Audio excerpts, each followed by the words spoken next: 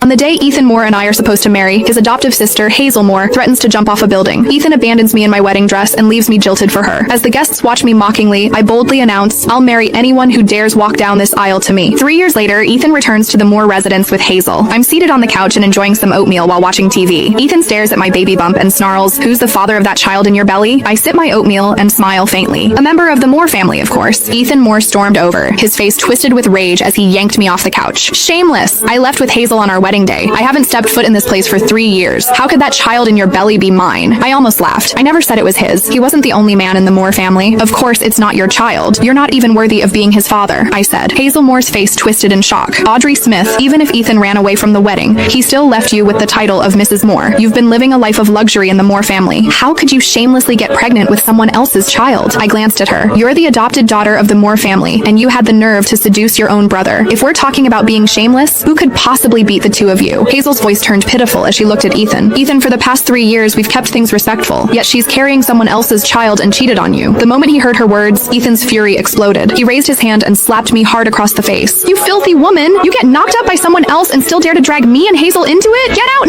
now!" he shouted. The sharp pain bloomed across my cheek. My head went blank for a second from the force of the slap. Ethan ran off with Hazel 3 years ago, leaving me alone to face all the whispers and laughter at our wedding. Driven by rage, I called for a groom on the spot. It was his uncle, Jeremiah Moore, who stepped up and married me that same day. In Beaverton City, Jeremiah was known as the Frost King. Everyone has treated me with the utmost respect ever since I married him. After I got pregnant, he spoiled me even more. He wouldn't let a strand of my hair be harmed. Blood would have been spilled if he had known what Ethan had just done. To avoid a full-blown family tragedy, and for the sake of the child in my belly, I said coldly, "If you both leave now, I'll pretend this never happened." However, they didn't appreciate the offer. Hazel lunged forward and yanked my hair. "Ethan, this woman is scared. She wants us to leave now so she can use that child to take everything from the Moores." Ethan snapped. "So that's what this is about? Well, I'm not letting it happen." I twisted away from Hazel's grip and said coldly, "David disowned you the day you two ran off. You had nothing to do with this family from that moment on." Hazel let out a scoff. "That was just Grandpa venting. Ethan's the only grandson of the Moore family. Do you really think he's going to stay disowned forever?" Ethan's expression turned smug. "Grandpa already said everything belongs to me." I placed a hand over my belly, my voice icy. "Not anymore. This child is also a member of the Moore family." I thought I'd made myself perfectly clear. However, Ethan's eyes flared with rage as he stared at me. "So you're planning to pass that illegitimate child off as a Moore? I'll teach you a lesson now." His slap landed even harder this time. I clutched my belly as I collapsed to the floor. Upon seeing the twisted hatred on their faces, panic surged inside me. I couldn't let them hurt the baby. I said desperately, "He is not an illegitimate child. He is..." Before I could say another word, Ethan bent down and grabbed the shattered porcelain bowl of oatmeal off the floor. He shoved the shards and oatmeal straight into my mouth. "Hazel and I have struggled to survive for the past 3 years, yet you've been leeching off the Moore family, living in comfort with that child in your belly. Well, let me make sure you get your fill today."